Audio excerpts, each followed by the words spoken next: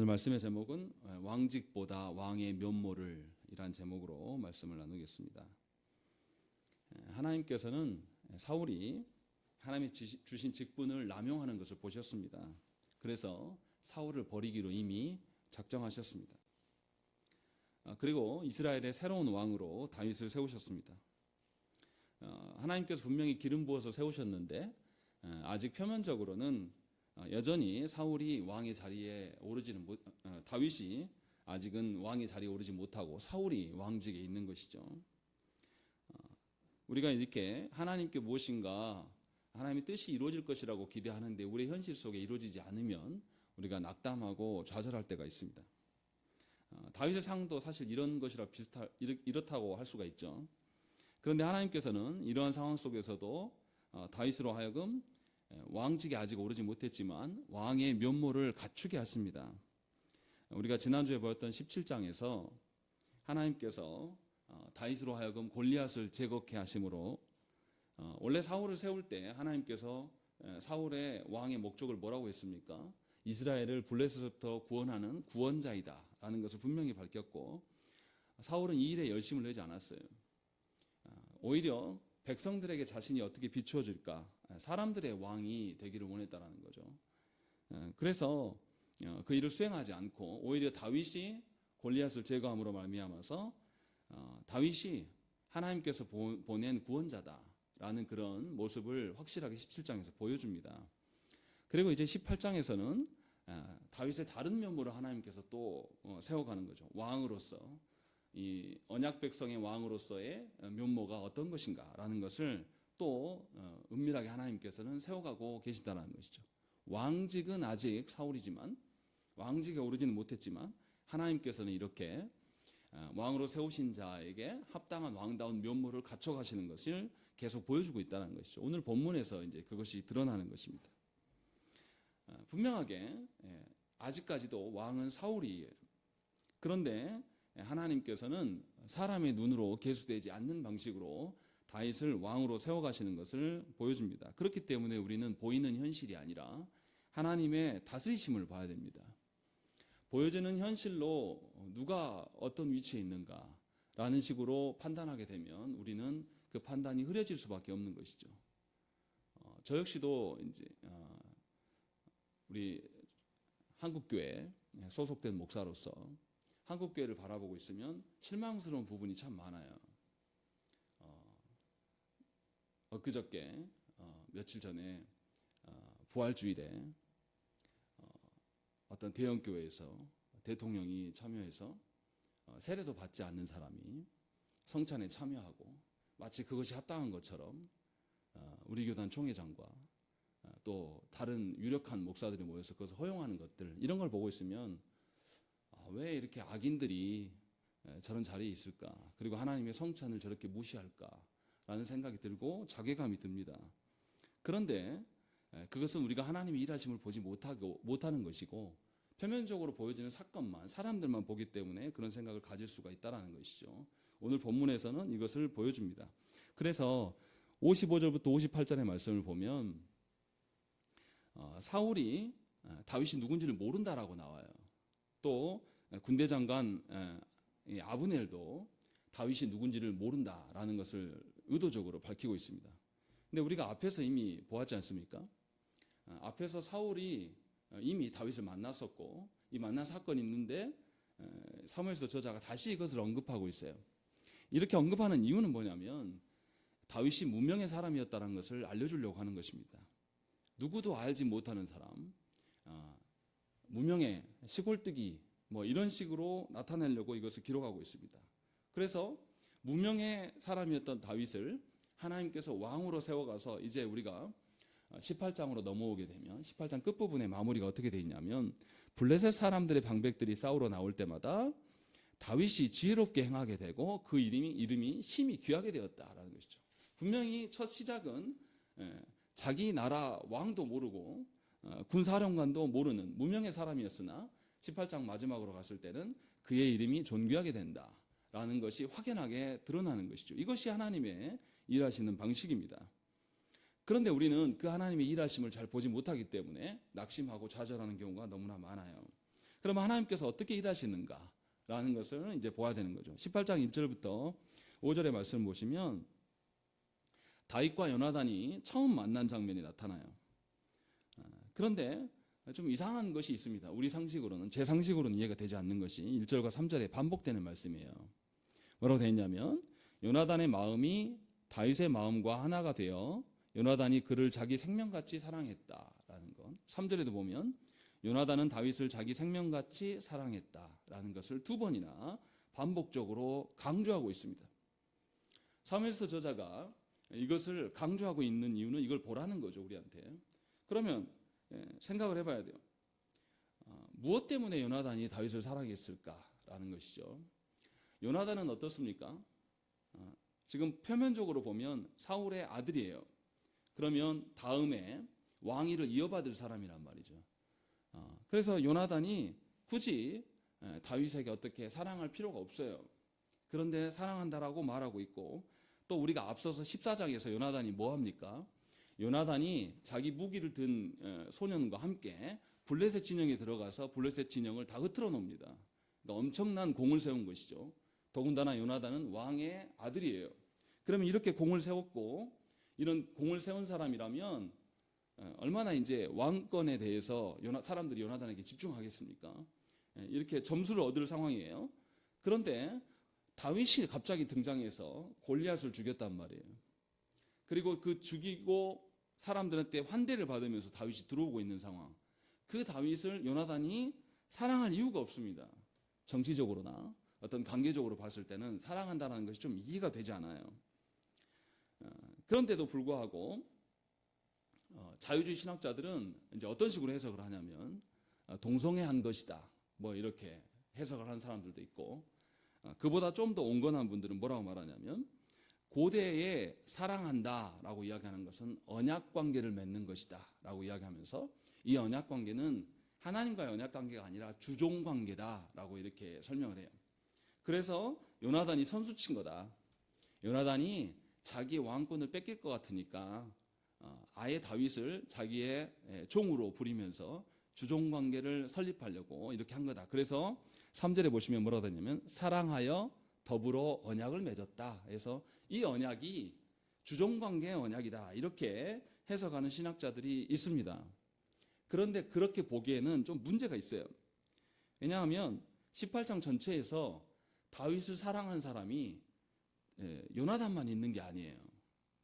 18장 전체에서 보면 16절 먼저 보십시다. 16절 보시면 온 이스라엘과 유다는 다윗을 사랑하였다라고 이야기를 합니다. 또 20절에도 뭐라고 되어 있습니까? 사울의 딸 미갈이 다윗을 사랑한다라고 이야기를 하고 있고, 또 22절에도 넘어가서 보시면 왕이 기뻐하시고 모든 신하도 너를 사랑하나니 이렇게 되어 있어요. 그래서 18장 전체에서 분위기는 뭐냐면 전부가 18장에 등장하는 대부분의 사람들이 다윗을 사랑하고 있다라고 지금 말하고 있다는 거죠. 그렇다면 이것은 단지 요나단과 다윗 두 사람 간의 어떤 사랑의 관계를 말하려고 하는 것이 아님을 우리는 알 수 있어요. 그러니까 요나단이 다윗을 사랑하는 것이 자기의 개인적인 입지나 자신의 왕권과 관련해서 어떤 정치적으로 사랑하는 것이 아니라 전반적으로 사울의 두 아들과 딸까지도 다윗을 사랑하고 온 이스라엘 백성들도 다윗을 사랑하고 있다라는 것을 말하는 것을 보면 다른 목적이 있다라는 것이죠. 더군다나 요나단이 뭐 합니까? 언약을 맺고 난 뒤에 4절 말씀 우리 한번 읽어보겠습니다. 4절 말씀 읽겠습니다. 시작.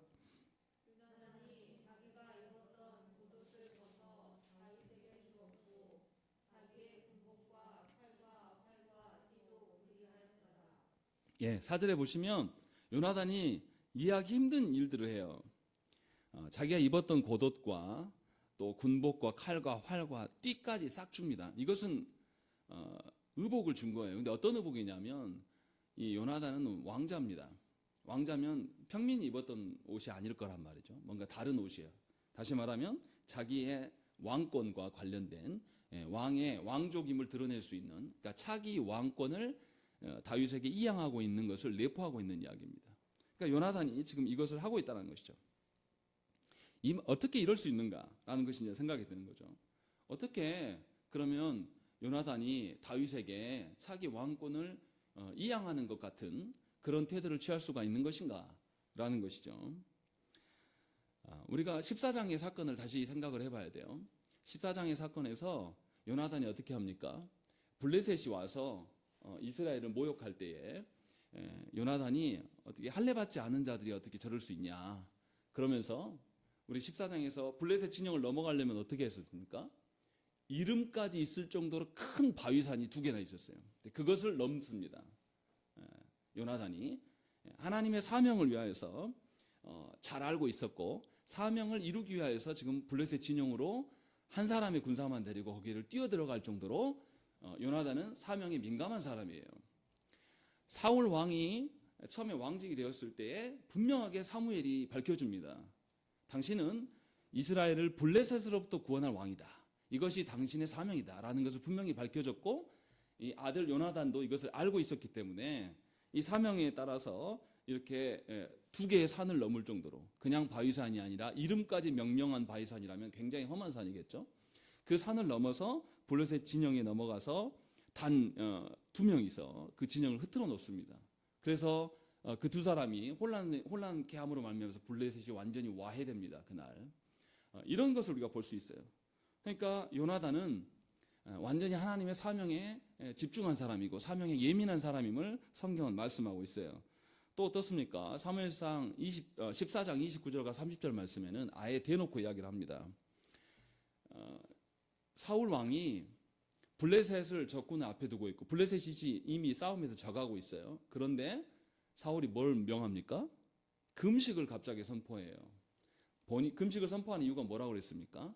자신의 신앙적인 면모를 백성들에게 드러내고 싶은 거예요. 근데 이미 싸움은 이겨 있고 그 속에서 백성들이 먹지 못하면 블레셋을 더 처리할 수가 없어요. 그런데 이 사울의 금식 명령을 요나단이 듣지 못하죠.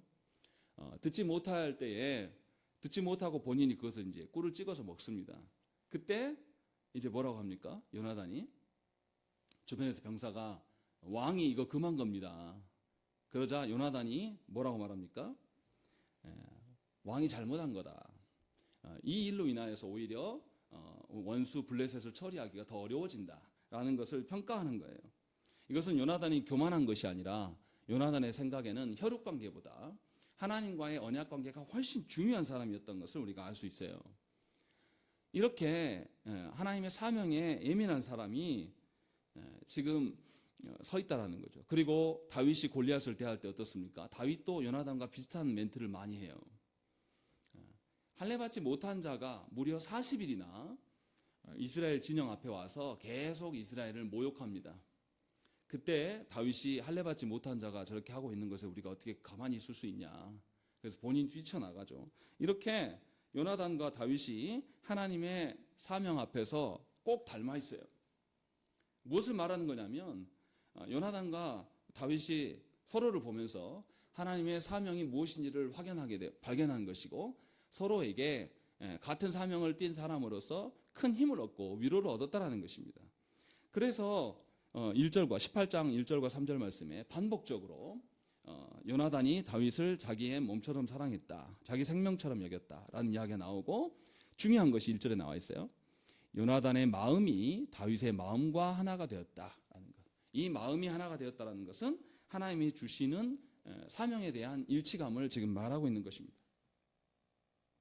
이처럼 하나님의 마음에 합한 자는 모든 사람으로부터 사랑을 받고 사명대로 살아가는 자들에게 모든 권세와 존경을 받게 됩니다. 문제는 우리 자신이 하나님께서 주신 사명대로 살아가고 있는가? 이것이 중요한 것이죠. 하나님의 사명대로 살아가는 자들은 하나님의 사명대로 살아가는 자를 쉽게 알아봐요. 그리고 하나님이 주신 그 사명과 소명대로 일치감을 누리는 것이죠. 그런 일치가 어떻게 느낍니까? 우리가 잘 알지 못하는 사람도 믿음의 사람을 만나면 아주 오래 만난 사람 같고 그 사람에게 하나 되는 것을 우리가 경험할 수가 있어요. 이러한 하나됨의 경험은 어떤 거냐면 세상이 말하는 관계적인 하나됨이 아닙니다. 삼위 하나님께서 어떻습니까? 삼위 하나님께서 우리를 구원하시기 위하여서 영원 속에서 우리의 구원을 이미 예정하셨어요. 예정하실 때 삼위 하나님 어떻게 했습니까? 삼위께서 서로가 어떤 방식으로 구원할 것인가를 이미 논의하시고 하나 된 것을 일치를 보신 다음에 그 예정하신 바를 시간 속에서 우리 가운데 실행하신 것이 구원이에요. 그러니까 삼위 하나님에서 우리는 삼위 하나님의 삼위일체 하나님 안에서 우리는 그 일체를 소망하는 것이고, 교회의 하나됨은 삼위 하나님의 하나됨을 닮아가는 것이에요. 그러니까 요나단과 다윗이 지금 사랑한다라는 것은 삼위일체 하나님이 가지시는 그 하나됨, 그 하나됨을 물려받고 있는 것이고, 그래서 삼위 하나님께서 서로를 사랑하시는 그 사랑에 근거한 사랑으로 지금 사랑하고 있다. 그 이야기를 사무엘서 저자가 우리에게 하고 있는 것입니다. 그래서 요나단이 다윗을 사랑한 것은 어떤 육적인 사람의 관계적인 사랑이 전혀 아니라 그것을 훨씬 뛰어넘는 삼위 하나님의 하나됨을 맛보고 있는 그 사랑함이다라는 것을 우리가 알 수 있는 것이죠. 이러한 하나됨을 경험하고 살아가는 사람은 세상이 줄 수 없는 위로와 큰 힘을 얻고 살아갈 수밖에 없어요. 이것이 성도에게 주어지는 참으로 놀라운 복락입니다. 이것보다 더 큰 복이 어디 있겠습니까? 삼위 하나님께서, 삼위일체 하나님은 어떠하십니까? 본질이 같으시고 본질이 구별되시지만 영광과 위엄과 전능과 모든 면에서 차이가 있습니까? 없습니까? 완전한 일치를 이루시는 하나님이에요. 그 삼위 하나님의 일치가 우리 가운데 있다고 생각을 해보십시오. 우리의 것은 아니지만 하나님으로 인하여서 우리가 그것을 맛볼 수 있는 것이고, 그것이 성도고 교회예요. 그러니까 얼마나 영광스러운 일입니까? 그러니까 우리가 소망해야 될 그 사랑함이라는 것은 바로 이런 겁니다. 그런데 지금 요나단과 다윗이 하나님의 사명으로 인해서 그것을 맛보고 있고, 그래서 요나단이 성경에서 기록하고 있지 않지만 추정하건대 다윗에게 자신의 왕위를 내어놓는 것 같은 그런 태도들, 자신의 갖추고 있었던 모든 것들을 다윗에게 넘겨주는 것은 어쩌면 하나님의 뜻을 발견하고 행하는 것은 아닐까라는 것을 우리가 짐작할 수가 있는 것이죠. 이것이 사명 따라 살아가는 자에게 하나님께서 주시는 마음이에요. 그래서 요나단은 다윗을 알아본 것입니다. 그리고 우리가 이해할 수 없는 방식이지만 그 일을 4절에서 보여주고 있는 것이죠. 그러니까 얼마나 이 사랑함이 놀라운 것입니까? 이 사랑함이 우리에게도 부여된 것입니다. 어떻습니까? 우리가 새벽에도 전도서의 말씀을 읽고 있지만 거기서 뭐라고 나오죠? 하나님이 주신 것이 소유한 것을 온전하게 누릴 수 있는 방법은 하나님 은혜 주실 때만 누릴 수 있어요. 그래서 우리는 주신 것에 집착할 것이 아니라 주신 분을 바라봐야 됩니다. 그래서 부부관계에서도 어떻게 해야 됩니까? 바울이 부부관계를 어떻게 설명하죠? 남편과 아내의 관계를 그리스도와 교회의 관계로 설명해요. 그리스도께서 교회를 위하여서 사랑하실 때 자기 자신을 내어놓고 사랑하셨어요. 다시 말하면 남편이 아내를 사랑함은 자기 자신을 내어놓는 사랑으로 아내를 사랑할 때에 아내를 누릴 수가 있습니다. 같은 원리로 아내가 남편을 누릴 수 있는 방법은 돕는 배필로서 남편에게 순종함으로 말미암아서 가정의 하나됨, 일치를 이루는 것을 보여준다는 거예요. 다시 말하면 부부간에서 누려야 될 사랑은 육적인 어떤 세상에 말하는 부부관계의 사랑이 아니라 삼위 하나님이 보여주시는 그 사랑이 아니 그리스도인들의 부부 안에서 드러나야 될 일이라는 거예요. 이것을 지금 요나단과 다윗이 간접적으로 이게 보여주고 있는 것이죠. 그랬을 때 이 두 사람이 나누는 교제와 언약은 삼위 하나님께서 우리에게 주시는 언약과 맥을 같이 하고 있는 겁니다. 이것을 이제 우리에게 보여주고 있는 것이죠. 이렇게 아름답고 귀한 사랑 속에 있는데 이것에 끼지 못하는 사람이 있습니다. 그게 누굽니까? 사울이에요. 6절부터 11절의 말씀에 그게 나타납니다. 사울이 어떤 것에 반응합니까? 5절에 보시면 뭐라고 나왔냐면 처음에 다윗이 등장하는 것을 보고 굉장히 기뻐합니다. 그리고 뭘로 삼습니까? 사울이 다윗을 군대의 장으로 삼았다라고 되어 있어요. 분명히 군대의 장으로 삼고 높입니다. 분명히 처음에는. 그런데 너무나 이상한 것은 뭐냐면 상황이 변화된 게 하나도 없습니다. 그런데 단지 여인들이 뭐라 그러죠? 노래하면서 사울이 죽인 자는 천천히요, 다윗은 만만이다. 요 노래 한 도막에 의해서 사울의 마음이 요동하게 됩니다. 감정이 극도로 변하게 되는 것이죠. 너무 이상하지 않습니까? 분명히 얼마나 다윗을 기뻐했든지 군대의 장으로 분명히 삼아져 높은 자리에 올려놨단 말이에요. 그런데 갑자기 마음이 변해요. 왜 이렇습니까? 사울은 누구에게 반응하는 왕입니까? 사람에게 반응하는 왕이죠. 하나님께 반응하는 사람이 아니에요. 그래서 사람의 말에 움직이는 것입니다. 하나님께서 자신을 어떻게 간주하고 계시는가? 하나님께서 자신을 어떻게 바라보시는가? 하나님의 평가에 대해서는 별로 관심이 없습니다. 그냥 사람들의 말에 훨씬 더 민감하게 반응하는 사람이에요. 그래서 사울은 자격지심을 억제할 수가 없어요. 그 노래를 듣고 자신의 자격지심이 폭발하기 시작합니다. 이처럼 하나님의 인정이 아니라 사람의 인정 욕구에 시달리는 사람은 결코 하나님의 인정하심을 받을 수가 없고 언제나 늘 열등감에 사로잡혀 살아갈 수밖에 없는 것이죠. 그러니까 그 사람은 감정을 조절할 수가 없어요. 이것이 안타깝게도 우리들 안에도 있다는 것이죠. 분명하게 하나님께서 우리를 언약 공동체로서 이 교회로 부르셨는데 공동체 안에서 공동체가 함께 성장하게 되면 이것이 우리의 기쁨이 돼야 되는데 사람 앞에 반응하는 분들은요, 안타깝게도 그런 상황 속에서도 교회가 성장하고 교회가 은혜가 있는데 그 속에서 뭐 하냐면 의기소침이 있다든지 아니면 열등감이나 패배의식에 젖어 있는 경우가 있습니다. 이게 비극인 것이죠, 사실은. 지금 이스라엘 분위기가 어떻습니까? 전체 이스라엘 분위기가 그 거대한 골리앗을 쓰러뜨리고 승리에 다 도취되어 있고 얼마나 은혜 가운데 있습니까? 그런데 왕인 사람이 이것을 누리지 못하고 있어요. 그리고 그가 8절에 뭐라고 하는지 한번 보십시오. 8절 말씀을 한번 읽겠습니다. 시작.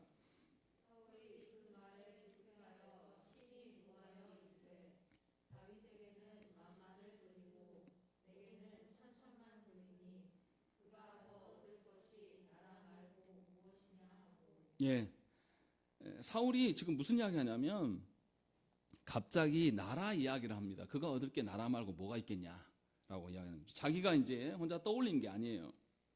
이것은 이미 사무엘이 사울에게 경고했던 말이에요. 하나님의 뜻대로 행하지 않고 자기 뜻대로 제사를 지내고 자기 뜻대로 행하는 왕을 보면서 사무엘이 15장 28절 말씀에서 나 왕권을 네 이웃에게 넘기겠다. 이게 하나님의 뜻이다. 라는 것을 분명히 언급을 했습니다. 그래서 사울이 이 하나님의 말씀에 걸린 거죠. 그리고 이것을 떠올려서 그냥 다윗이 잘하고 왔으니까 여인들이 사울을 깎아내리려고 하는 노래가 아니지 않습니까? 다윗을 칭송하는 그냥 노래잖아요. 넘어갈 수 있는 이야기인데도 이미 하나님께 사무엘 선지자에게 들은 이야기가 있기 때문에 그것에 지금 걸려서 누구도 말 안 했는데 혼자 그가 더 얻을 것이 나라 말고 무엇이냐 이렇게 반응하고 있는 겁니다. 그러니까 하나님의 뜻을 하나님께서 사울에게 알렸습니까? 안 알렸습니까? 알렸어요. 그런데 사울은 하나님의 뜻이 복입니까? 괴로움입니까? 괴로움이에요. 왜 그렇습니까? 하나님의 뜻을 하나님 앞에서의 왕이 아니에요. 사울은 사람들 앞에서의 왕일 뿐입니다. 본인이 사람들이 의식하는 사람이고 이것을 이제 하고 있기 때문에 자신이 하나님 앞에서의 사람일 수가 없다라는 것이죠. 잘 생각을 해보십시오. 사람들 앞에서 자기 자신을 높이는 사람은 자기를 섬기는 겁니다. 하나님을 섬기는 것이 아니라. 하나님께서 세우신 왕은 하나님을 섬기라고 세우신 왕이에요. 결코 자기를 세울 수가 없습니다. 그런데 사람 앞에 서 있는 사람은요, 왕 아니어도 우리 스스로를 우리가 섬기려고 합니다. 이런 사람은 하나님 보지 못해요.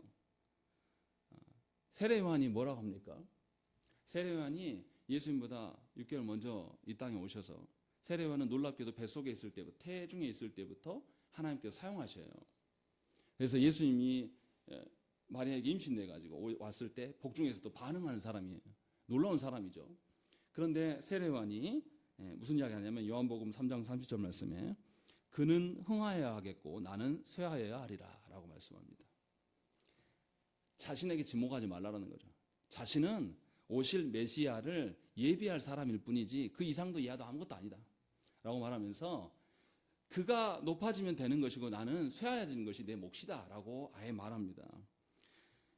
그리스도인이라면 참된 하나님의 사랑 가운데 머물러 있다라면 우리는 이 땅에서 쇠하여질 수 있는 그런 특권을 가진 자들입니다. 우리가 쇠하여짐으로 말미암아 하나님의 영광이 드러날 수 있다면 우리의 쇠하여짐은 극도의 아름다움인 것이죠. 그런데 우리는 하나님 앞에 서지 않으면 이것을 전혀 수용할 수 없어요. 하나님 앞에 서지 않으면 사람들 앞에서의 일밖에 보이지 않기 때문에 내가 높아져야 됩니다. 그래야 직성이 풀려요. 아무리 신앙생활을 해도, 죄송한 이야기지만 아무리 신앙생활을 수십 년 했어도 기분 나쁘면 끝나버립니다. 미안하지만 그것은 성경이 말하는 신앙이 아니에요. 하나님이 말씀하시는 신앙은 하나님 앞에서의 신앙입니다. 이게 쉽다는 이야기가 아니에요. 그런데 하나님께서 우리에게 성도되게 하신 것은 하나님 앞에서 살려고 하신 것이고, 하나님 앞에서 하나님의 영광을 위하여서 우리 것들이 녹아져 내리고 희생되어져 가고 이렇게 할 수 있도록 하시기 위해서 우리를 부르신 것이죠. 그런데 지금 사울은 뭐 하고 있는 거냐면 전혀 이러한 모습이 없어요. 여전히 자기 자신이 세워져야 됩니다. 참된 성도로서의 모습도 갖춰지기가 어려운 사람이 사울이라고 지금 말하고 있는 겁니다.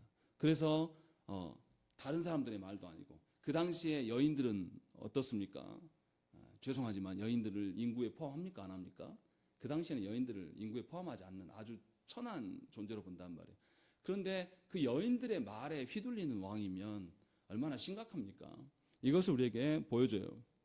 그리고 그 다음부터의 말씀이 이제 무서운 이야기가 나오는 거죠. 10절 말씀에 그 이튿날 하나님께서 부리시는 악령이 사울에게 힘있게 내린다라고 이야기하는 거죠. 하나님께서 사울을 확실히 버리셨음을 보여주는 것이고, 근데 이제 우리는 사울의 입장 말고 다시 다윗의 입장으로 넘어가 보십시다. 다윗이 군대의 장으로 분명히 삼았습니다. 그런데 다윗이 10절 말씀에 뭐 하고 있습니까? 10절 말씀에 뭐라고 되어 있냐면, 그가 집안에서 정신없이 떠들어대므로 다윗이 평일과 같이 손으로 수금을 타고 있다라는 거죠. 다윗의 삶을 자세히 보세요.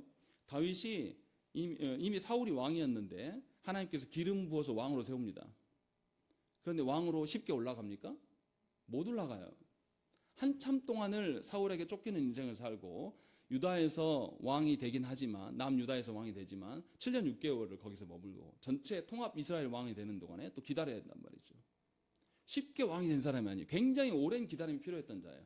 그런데 오늘 말씀에도 보면 아주 압축적으로 보여주는 거죠. 군대의 장이었는데, 장으로 삼아놨는데 다윗은 뭐 하고 있는 겁니까?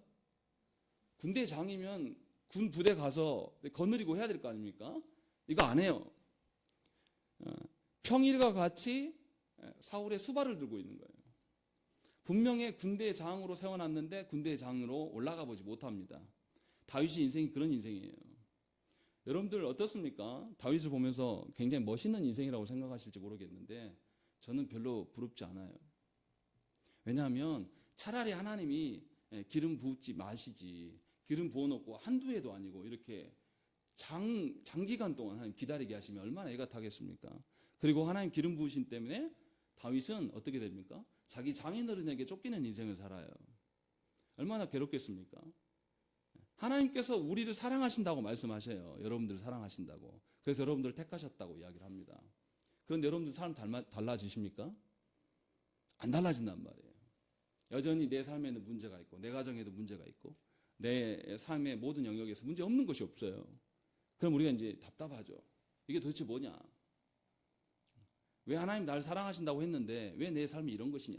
이런 의문들을 많은 성도들이 갖고 있습니다. 그런데 다윗이 그렇게 하고 있다라는 것을 사무엘 저자는 우리에게 알려주는 겁니다. 다윗은 기름 부었음에도 불구하고 아직 왕 아니다. 그리고 군대장으로 세워놨는데 여전히 뭐 하냐면 사울의 수발이나 들고 있다라는 것을 지금 말해주고 있어요. 뭘 말씀하시려고 하는 것일까라는 것을 우리가 한번 생각을 해봐야 돼요. 그리고 다윗이 분명히 군대장까지 이렇게 했는데 11절 말씀 보시면 사울이 다윗을 죽이려고 창을 던집니다. 2번이나 피했다라는 것은 2번 던졌다는 이야기겠죠. 그만큼 사울이 죽이려고 해요. 오히려 이제 위기에 처한 것이죠. 그런데 이제 12절부터의 반전이 나옵니다. 12절부터 무슨 이야기 합니까? 반복적으로 12절과 14절에 똑같은 이야기를 합니다. 여호와께서 사울을 떠나 다윗과 함께 계신다. 14절에도 여호와께서 그와 함께 계신다라는 것을 반복적으로 강조해서 우리에게 알려줍니다.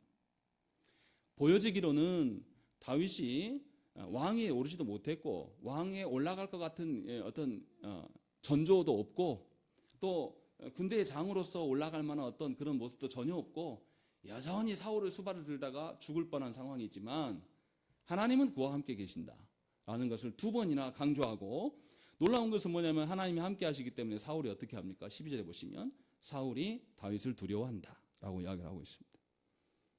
이게 하나님의 일하심이에요. 우리는 표면적으로 어떤 일이 해결이 돼야 되고 어떤 자리에 올라야지만 우리는 하나님 역사라고 착각합니다. 그런데 하나님은 우리가 그런 직에 오르는 것보다 다른 것을 하나님 보시기를 원하셔요. 다른 것을 우리에게 다루시기를 원하신단 말이에요. 생각을 해보십시오. 준비가 안 되어 있는데, 내가 그럴 만한 능력이 전혀 없는데 어떤 공동체의 장이 돼본다고 생각해 보십시오. 그것처럼 불행한 게 없습니다. 그 공동체에서 우세만 살 거예요. 그런데 우리는 아직 하나님 나라의 백성으로서의 면모를 갖추지도 못했는데 우리는 하나님 나라의 백성다움의 증거를 보여달라고 하나님께 자꾸 기도해요. 하나님, 저 사랑하신다며요. 하나님 나라 백성이라며요. 그럼 그거 증거 보여주세요. 우리는 그런 기도를 계속 합니다. 그런데 성경에서 다윗을 우리에게 보여주는 거예요. 이미 기름 부었으나 그는 위험 속에 있는 것이고 아무런 변화가 없어요. 평소와 같이 그러고 있다. 성경 분명히 증언하고 있어요. 그런데 놀라운 것은 하나님께서 다윗과 함께 계신다. 이것이 가장 큰 증거다라고 우리에게 말씀하고 있어요. 그냥 가까이 계신 게 아니라 함께 계시기 때문에 대적 사울이 다윗을 두려워하고 있다라고 이야기를 하고 있는 것이고, 16절에는 무슨 이야기 합니까? 16절의 말씀을 한번 읽겠습니다. 시작.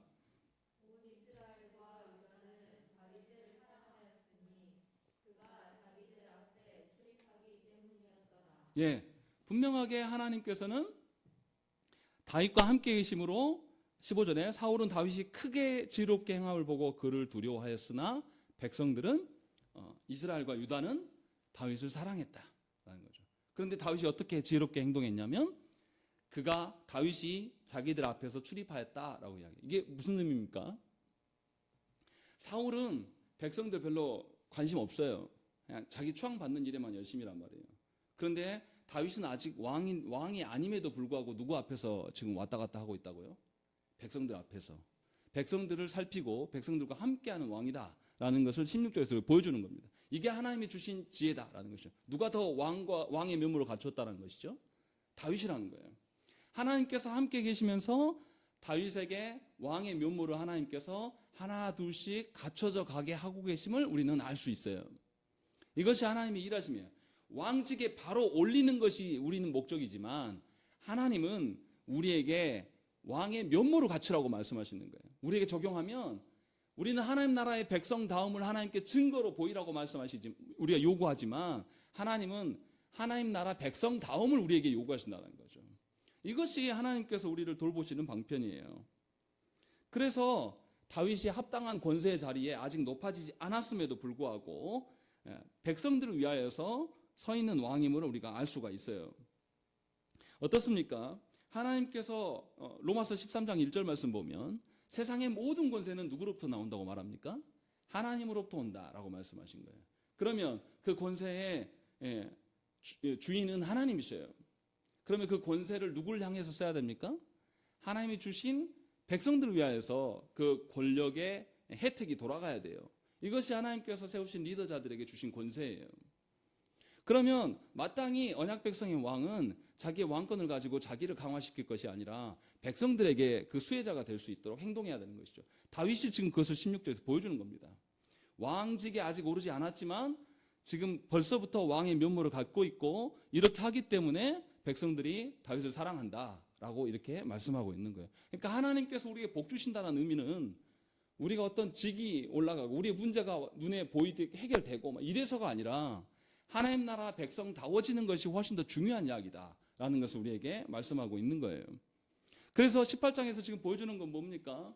다윗이 왕다운 면모를 계속 갖출 수 있도록 하나님께서 이뤄가고 계신다라는 것을 우리에게 지금 말씀하고 있는 거예요. 그래서 17절부터 29절까지의 말씀 보면 이제 사울이 다윗을 죽이려고 어떻게 하려고 합니까?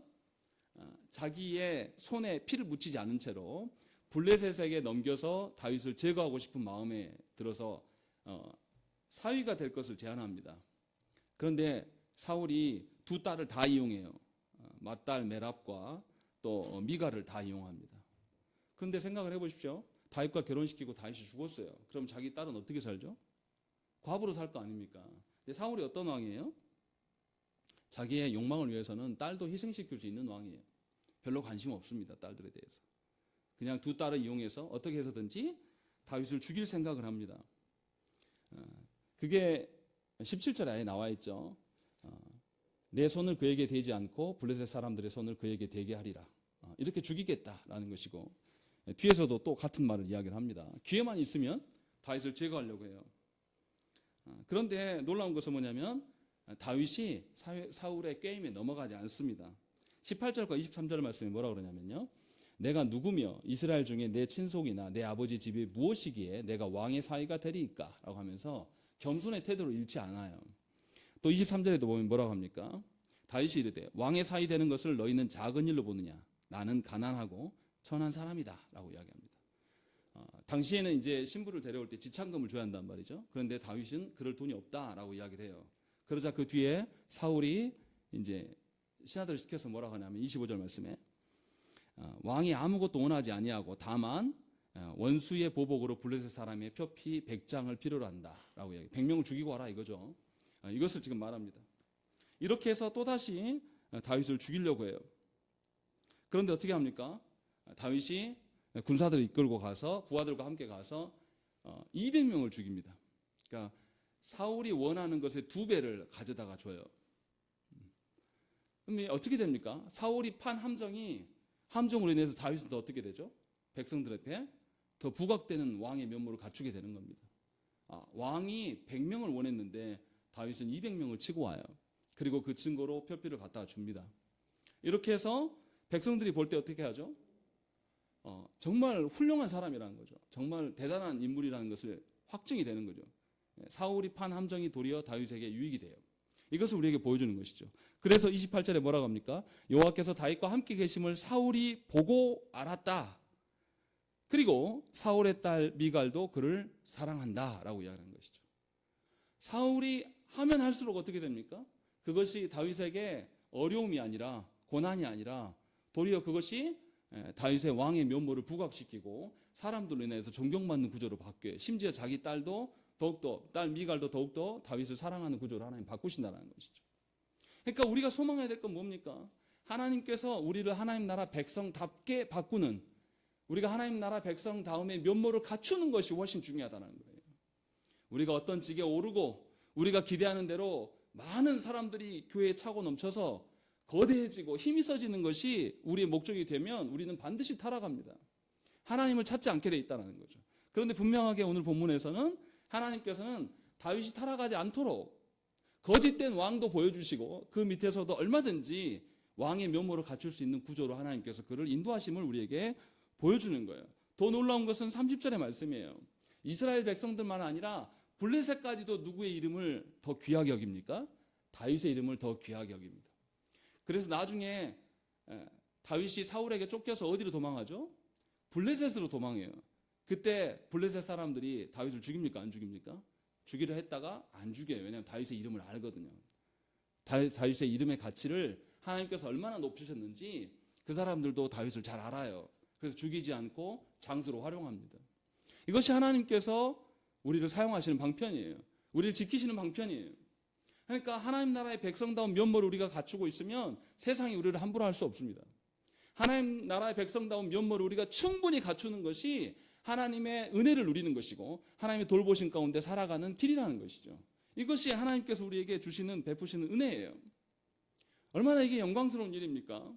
우리 같은 것들에게 하나님의 삼위 하나님의 일치함을 우리에게 맛보게 하시고 그 사랑 안에 살아갈 수 있게 하시기 위해서 우리를 무려 성도 되게 하셨고 교회 되게 하셨단 말이에요. 그러면 교회는 이 땅에서 볼 수 없는 하나님의 그 다스림과 하나님 삼위 하나님의 그 사랑을 맛보면서 그것을 전하면서 그것을 누리면서 살아가는 공동체가 되어야 한다는 것이죠. 그런데 우리 현실은 어떻습니까? 아까도 말씀드렸지만 하나님께서 주신 하나님의 성찬을 우습게 여기는 그런 교회가 되어버렸어요. 우리 시대의 교회는. 있을 수 없는 일이죠. 이것을 보면서 여러분들이 분노하지 않는다는 것이 이상해요, 저는. 이건 너무나 말이 안 되는 이야기거든요. 있을 수 없는 이야기인데 우리 시대에는 이것이 버젓하게 되고 있고 이렇게 언론을 타서 다 나와요. 부끄러울 지경이에요. 거기에 참여했던 통합 측에서 내놓으라는 목사 교회에서 모였고 우리 교단 속해 있는 합동 측의 총회장이 거기에 참여하고 있고 백석교단의 또 총회장도 거기에 참석하고 있고 이게 어떻게 교회가 이럴 수 있냐 이 말이죠. 분명히 어떤 목사가 해도 이건 있을 수 없는 일인데 교단을 대표하는 자들이 거기에서 그것을 하고 있는데 아무도 제재하지 않는다라는 거죠. 더더구나 청와대가 그 교회를 가면 불쑥 가지 않아요. 청와대에서 그 교회하고 다 협의합니다. 협의하에서 갔을 거 아니에요. 그럼 교회의 당사자들이 뭐 한 거예요? 성찬을 행하는데 우리 왕 대신 온 우주 만물의 군왕 되시는 그 아버지 하나님 앞에서 우리가 성찬을 시행하는데 그걸 조율 안 했다고요? 있을 수 없는 이야기예요. 분노가 치밀어 올라요. 그러나 오늘 말씀을 보면서 저도 회개를 했습니다. 우리가 보기에는 타락한 자들이 너무 많은 것처럼 보이지만 우리의 현실을 보면 아직도 악한 자들이 다 무슨 직에 올라 있는 것처럼 다 보이지만 하나님은 여전히 살아계십니다. 하나님은 저와 여러분들을 하나님 나라의 백성으로서 하나님 나라의 군사로서 일꾼으로 사용하시기를 원하셔서 오늘도 여러분들이 백성다움, 백성의 면모를 갖추라고 하나님이 말씀하시고 우리를 부르신다는 것이죠. 그러니 우리는 그 일에 힘써야 돼요. 우리가 보기에는 우리의 가정과 우리의 자녀들과 또 우리 교회의 모습들이 하나도 달라지는 것이 없을지라도 하나님은 오늘도 일하고 계시고 우리에게 하나님 나라의 백성다움을 요구하고 계신다는 것이죠. 그것 안에서 우리가 하나님의 소명을 찾아야 돼요. 하나님 안에서 선하심을 발견해야 된다는 것이죠. 하나님으로부터 우리가 무엇인가 결과를 이뤄내서 이루는 것이 아니라 결과가 없어도 우리 안에 하나님 나라에 대한 그 열망과 갈망과 하나님을 향한 그 거룩함이 채워져 가는 것이 우리에게 주시는 참된 복이라는 것입니다. 바라기는 여러분들이 날마다의 삶 가운데서 하나님의 다스리심과 하나님의 인도하심을 누리기를 바랍니다. 그리고 진정으로 하나님께서 여러분들과 함께 하심으로 모든 것의 원천이 되시는 그 하나님으로 인하여서 힘을 얻으시기를 간절히 축원합니다. 함께 기도하겠습니다.